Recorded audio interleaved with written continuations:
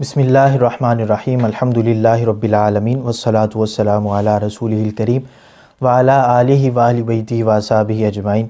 سامعین معززم، کل سے علامہ کوکب نورانی اکاڑوی صاحب کا ایک کلپ بہت زیادہ وائرل ہے جس میں وہ اہل سنت کی دو شخصیات پر طعن کرنے کی کوشش کر رہے ہیں، بلکہ میں کہوں کہ طعن انہوں نے کر دیا ہے تو یہ بھی مبالغہ نہیں ہوگا۔ ایک تو امیر دعوت اسلامی مولانا الیاس اتار قادری رضوی دامت برکاتہم العالیہ، اور ایک کنز العلماء مفکر اسلام ڈاکٹر محمد اشرف آصف جلالی حفظ اللہ تعالی، ان دو شخصیات پر انہوں نے طعن کیا۔ مرکز اہل سنت میں عوام اہل سنت کو ورگلانے کی کوشش کی انہوں نے، عقیدہ اہل سنت سے صریح طور پر انہوں نے بغاوت کی، اور عوام اہل سنت کو جو سبق پڑھانا وہ چاہ رہے تھے وہ بالکل عقیدہ رافضیت تھا، جو روافض اپنا عقیدہ معصومیت کو بیان کرتے ہوئے جو وہ دلیل دیتے ہیں آیت تطہیر کے اعتبار سے، وہی کام انہوں نے ممبر پر بیٹھ کر کیا۔ آپ پہلے ان کی وہ تقریر سماعت فرمائیے۔ نبی کریم صلی اللہ علیہ وسلم کی 7 اولادیں، کتنی؟ 4 بیٹیاں 3 بیٹے، ان 7 میں سب سے افضل خاتون جنت سیدہ پاک حضرت فاطمہ زہرا، سب کہیں رضی اللہ تعالی عنہا و سلام اللہ تعالی علیہا، وہ سب سے افضل۔ اچھا، آیا تطہیر میں شامل ہیں یا نہیں؟ آیا تطہیر ہے نا کہ اللہ تعالیٰ نے نبی کے گھر والوں کو ہر قسم کی ناپاکی اور آلودگی سے پاک رکھا، جیسا کہ حق ہے پاک رکھنے کا۔ وہ اگر آیا تطہیر میں شامل ہے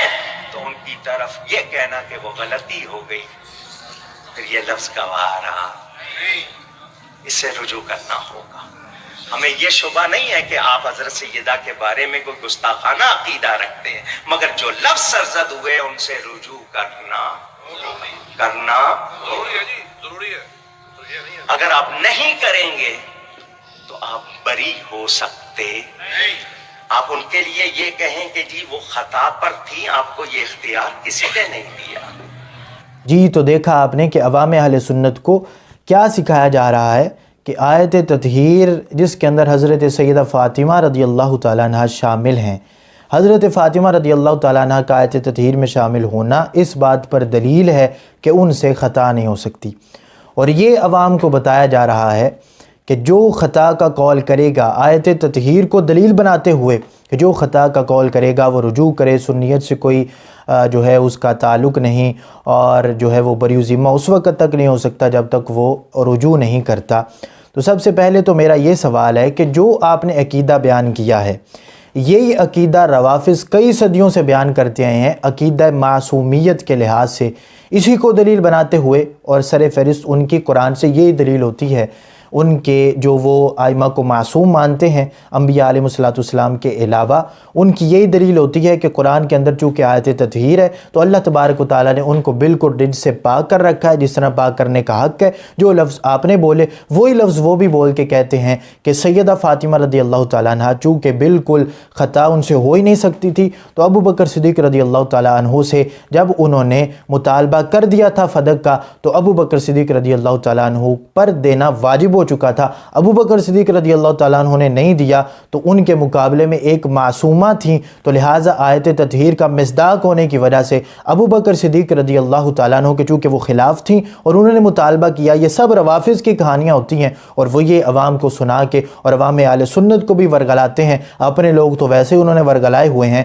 اور یہی کہانی سنا کر اور آیت تطہیر کو دلیل بناتے ہوئے وہ ابو بکر صدیق رضی اللہ تعالیٰ عنہ آپ پر معاذ اللہ ظالم ہونے کا، غاصب ہونے کا اور اس طرح کے وہ لیبل لگا دیتے ہیں۔ تو آپ کی اس تقریر سے عوام اہل سنت کے اندر جو اضطرابی کیفیت پیدا ہوئی، اور آپ کے سامنے جو لوگ بیٹھے ہوئے تھے ان کو روافض کی طرف سے کیا نقصان ہوگا وہ میں انشاءاللہ تبارک و تعالی بعد میں بیان کرتا ہوں۔ سب سے پہلے میں آپ کے سامنے تاجدار گولڑا کی یہ کتاب تصفیہ ما بین سنی و شیعہ سے وہ عبارت پڑھوں گا کہ جس کے اندر یہ عقیدہ موجود ہے، اور تاجدار گولڑا پیر میر علی شاہ صاحب رحمہ اللہ تعالی نے جو عقیدہ آپ بیان کر رہے ہیں اس کا بالکل مخالف عقیدہ اس کے اندر انہوں نے بیان کیا ہے۔ میں یہ سمجھتا ہوں کہ آپ نے جو چنگاری اب بھڑکائی ہے اور جو نیا باب کھولنے کی آپ نے کوشش کی ہے، آپ پر لازم ہے کہ آپ تاجدار گولڑا کی اس عبارت کی جو ہے وہ وضاحت آپ کریں۔ کچھ دنوں کے اندر، آنے والے کچھ دنوں میں آپ اس کی وضاحت عوام اہل سنت کو کر کے بتائیں، اور جو آپ نے اس اضطرابی کیفیت عوام اہل سنت میں پیدا کر دی ہے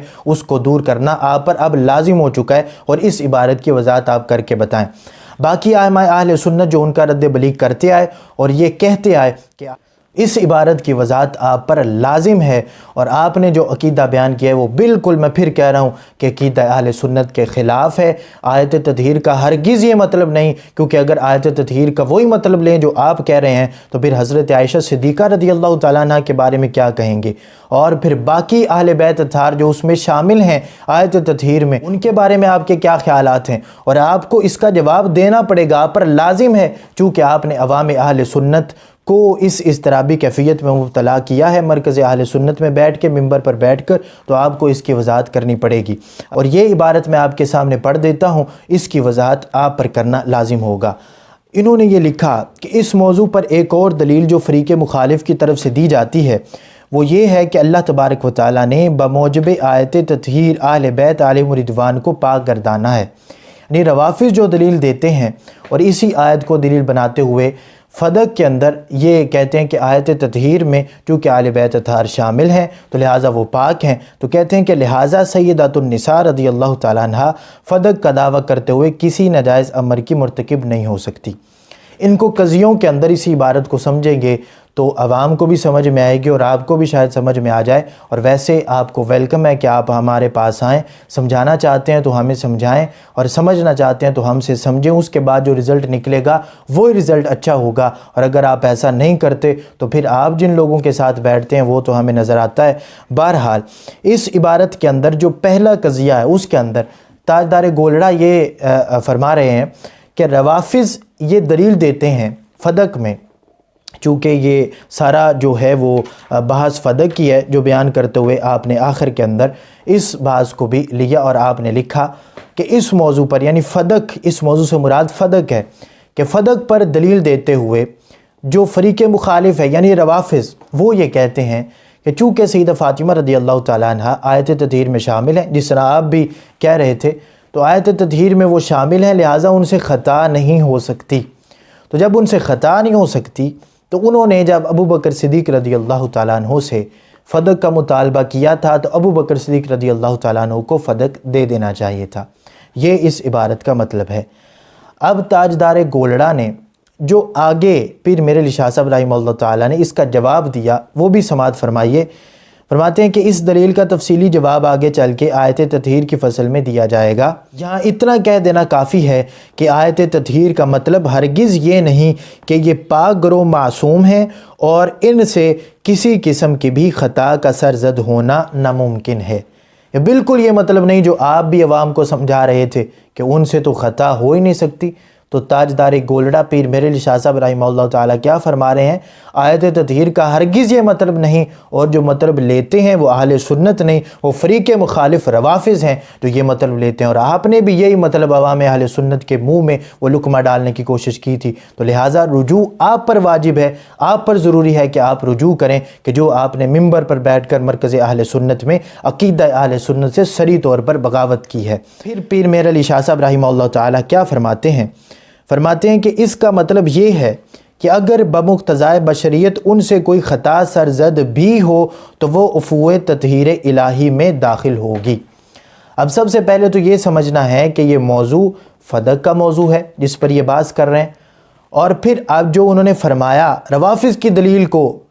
ذکر کرتے ہوئے کہ سیدۃ النساء رضی اللہ تعالیٰ عنہ فدق کا دعویٰ کرتے ہوئے کسی ناجائز امر کی مرتکب نہیں ہو سکتی، یہ روافض کہتے ہیں کہ جب انہوں نے دعویٰ کر دیا تھا تو دے دینا چاہیے تھا۔ تب تاجدار گولڑا نے ان کی نفی کرتے ہوئے کیا الفاظ استعمال کیے، یہ دوسرا قضیہ بنا کر اس کو دیکھیں اور اس کے بعد نتیجہ نکالیں کہ نتیجہ کیا نکلتا ہے، اور میں امید کرتا ہوں اور بصد احترام آپ سے کہتا ہوں کہ آپ کو اس کی وضاحت کرنا پڑے گی، اس عبارت کی وضاحت۔ کہ دوسرا قضیہ جو ہے وہ یہاں پر جواب کے اعتبار سے کہ یہاں اتنا کہہ دینا کافی ہے کہ آیت تطہیر کا مطلب ہرگز یہ نہیں کہ یہ پاک گروہ معصوم ہیں، یعنی ان کا کہنا تھا کہ آیت تطہیر کے اندر چونکہ معصوم ہیں، سیدہ فاطمہ رضی اللہ تعالیٰ عنہ معصومہ ہیں، لہٰذا ابو بکر صدیق رضی اللہ تعالیٰ عنہ کو دے دینا چاہیے تھا۔ تو آپ فرما رہے ہیں ایسا بالکل نہیں ہے، آیت تطہیر کا یہ مطلب نہیں ہے جو تم لے رہے ہو اور آپ نے بھی وہی عوام کو سکھایا۔ تو آپ فرما رہے ہیں کہ وہ مطلب ہرگز نہیں کہ وہ معصوم نہیں، بلکہ وہ ان سے بھی خطا ممکن ہے اور خطا ہو سکتی ہے۔ اگر دعویٰ نہ ہوا ہوتا تو ہم یہ کہتے کہ امکان خطا ہے، وقوع خطا نہیں ہے، لیکن جب دعویٰ ہو چکا ہے تو اب اگلی جو عبارت ہے کہ اس کا مطلب یہ ہے کہ اگر بمقتضائے بشریت ان سے کوئی خطا سرزد بھی ہو، یعنی دعویٰ کے اندر اگر خطا ہو بھی گئی ہے تو اب آیت تطہیر کا یہ مطلب ہے اور آیت تطہیر کے لحاظ سے ان کی یہ شان ہے کہ خطا ہو بھی جائے تو وہ دھبا نہیں رہتی، بلکہ اللہ تبارک و تعالیٰ آیت تطہیر میں شامل ہونے کی وجہ سے ان سے یہ دھبا دور کر دیتا ہے۔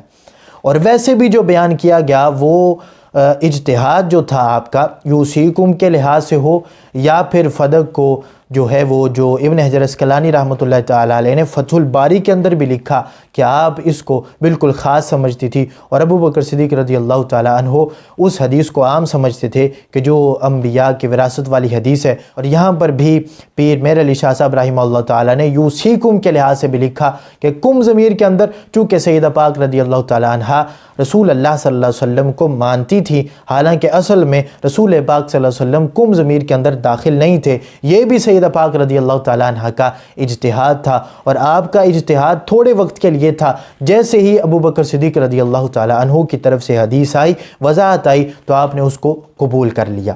یہ سارا معاملہ تھا جس کو کنز العلماء ڈاکٹر محمد اشرف آصف جلالی حفظہ اللہ تعالیٰ نے بیان کیا۔ لہٰذا آپ کو اس عبارت کی وضاحت کرنا پڑے گی اور عوام اہل سنت کو وضاحت دینی پڑے گی۔ ریلیکس ہو کر اپنے کمرے میں بیٹھ کر کھانا کھا کر، اور اللہ تبارک و تعالیٰ آپ کو صحت عطا فرمائے، اگر کوئی ٹیبلٹ وغیرہ بھی لیتے ہیں تو ٹیبلٹ بھی لے لیں، آرام سے ریلیکس ہو کے یہ کتاب اپنے سامنے رکھیں، اور زیادہ نہیں، صرف 4 لائنیں ہیں، ان 4 لائنوں کو پڑھیں اور اس کے اندر سے جو وضاحت آپ کر سکتے ہیں وہ عوام اہل سنت کو وضاحت بتائیں، اور یہ آپ پر لازم ہے۔ اور اگر آپ ایسا نہیں کرتے تو آپ کو کس نے لانچ کیا ہے اور آپ کن کے ہاتھوں میں کھیل رہے ہیں، یہ تو پہلے سے ہی عوام اہل سنت دیکھ رہی ہے۔ اللہ تبارک و تعالی حق کو پہچاننے کی توفیق عطا فرمائے۔ وآخر دعوایا ان الحمد للہ رب العالمین۔